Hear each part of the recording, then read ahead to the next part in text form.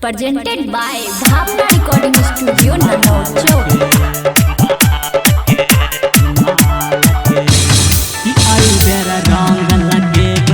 Mixed by DJ Kanchan Raj, Muzaffarpur.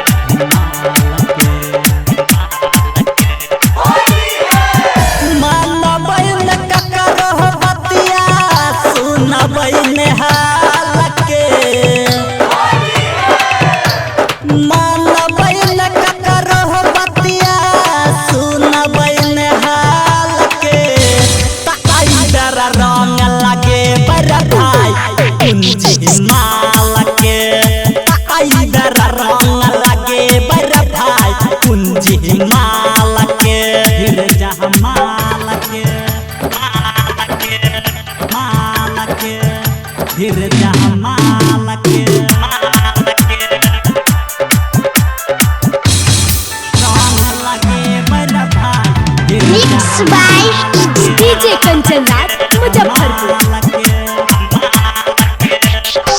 गाल में रंग लगा बोला ए हमारा भौजाई रे, हमारा भौजाई रे।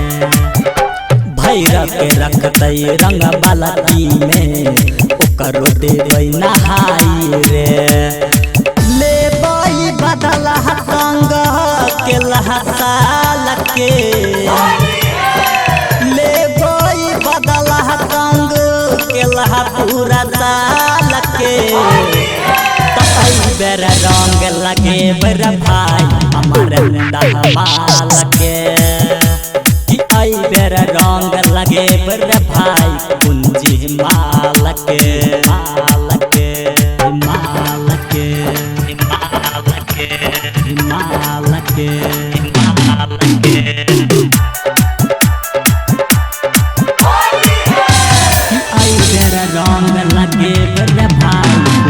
Mixed by DJ Kanchan Raj, Muzaffarpur.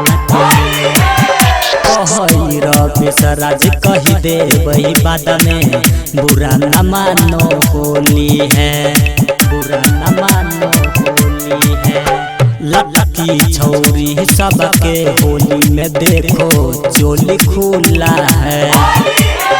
इहे बहाने छुबई मुकेशवा माल के गाल रे, इहे बहाने छुबई नितेशवा माल के गाल रे। बेर रंग लगे बर भाई माल के, कि आई बेर रंग लगे बर भाई विकासवा माल के, माल के। Presented by Bhavna Recording Studio, Nanocho.